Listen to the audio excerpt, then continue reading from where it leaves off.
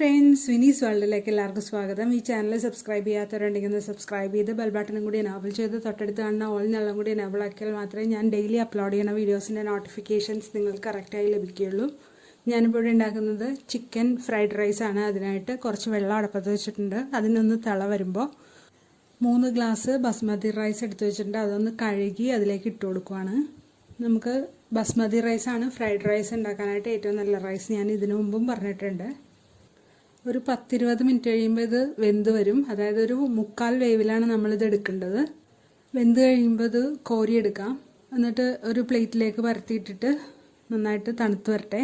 ആ സമയം നമുക്ക് ബാക്കി കാര്യങ്ങൾ ചെയ്യാം. ചിക്കൻ ചെറിയ കഷ്ണങ്ങളായിട്ട് മുറിച്ച് വെച്ചിട്ടുണ്ട്. ബോൺലെസ് ആണ്. അതിലേക്ക് 1 ടീസ്പൂൺ കുരുമുളക് പൊടിയാണ് ഇട്ട് കൊടുക്കുന്നത്. നിങ്ങളുടെ എരിവിനനുസരിച്ച് ഇട്ട് കൊടുക്കാം കേട്ടോ.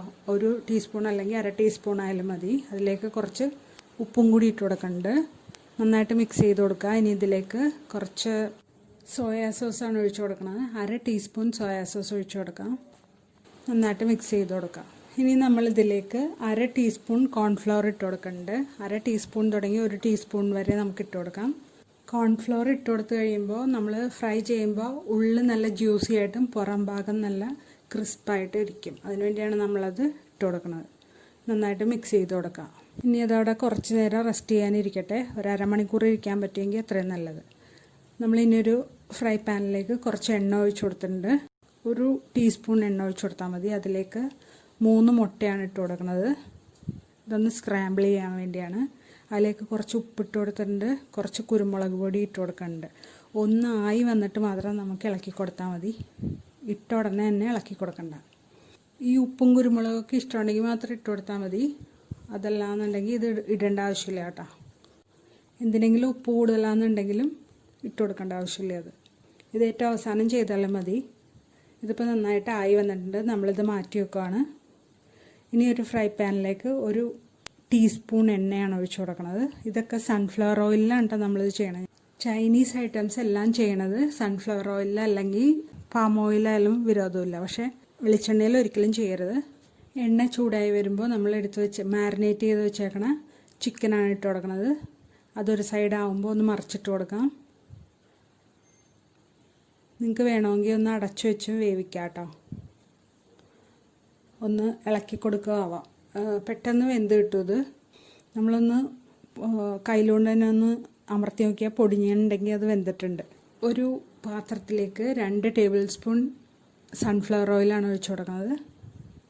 അതിലേക്ക് ഒരു 5-8 വെളുത്തുള്ളി സ്ലൈസ് ചെയ്തത് മീൻസ് ചോപ്പ് ചെയ്തത് ഇട്ട് കൊടുക്കാം. നന്നായിട്ടൊന്ന് വഴറ്റിയെടുക്കണം. അധികം കളർ മാറണ്ട. ഒരു വിധമൊന്നായാൽ മതി. അപ്പോൾ നമുക്ക് സവാള ചോപ്പ് ചെയ്തത് ഇട്ട് കൊടുക്കാം. ഒരു പകുതി സവാളയാണ് ഇട്ട് കൊടുക്കുന്നത്.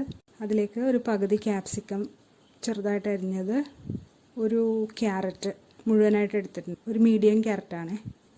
ഈ വെളുത്തുള്ളി ഇട്ട് കൊടുത്തല്ലോ ആ സമയം മുതൽ നമ്മൾ ഫുൾ ഫ്ലെയിമിലായിരിക്കണം വെക്കേണ്ടത്. ചൈനീസ് ഐറ്റംസൊക്കെ ചെയ്യുമ്പോൾ ഫുൾ ഫ്ലെയിമിലായിരിക്കണം വെക്കേണ്ടത്.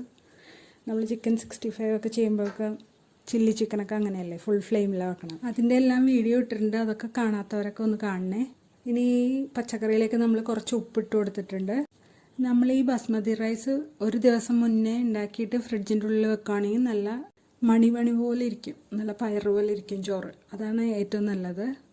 1 ടീസ്പൂൺ സോയാ സോസ് കൂടി ഒഴിച്ചു കൊടുക്കുകയാണ്. നന്നായിട്ടൊന്ന് മിക്സ് ചെയ്ത് കൊടുക്കുക. അതിലേക്ക് നമ്മൾ ഫ്രൈ ചെയ്ത് വെച്ചേക്കണ ചിക്കനും കൂടി ഇട്ട് കൊടുക്കുന്നുണ്ട്. നന്നായിട്ടൊന്ന് മിക്സ് ചെയ്ത് കൊടുക്കുക. ഇനി ചേർക്കണത് നമ്മൾ വേവിച്ച് വെച്ചേക്കണ ചോറാണ്. അത് പാറിയിട്ടുണ്ടാവും. അതൊന്ന് ചേർത്ത് കൊടുക്കുക. കുറേശ്ശെ ഇട്ടൊന്ന് മിക്സ് ചെയ്ത് കൊടുക്കാം. അത് ഭയങ്കരമായിട്ട് കുത്തി ഇളക്കി അതിനെ പൊടിച്ച് കളയാൻ പാടില്ല.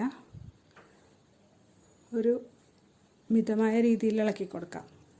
ഇനി ബാക്കിയുള്ളതും കൂടി ഞാൻ 1/2 ടീസ്പൂൺ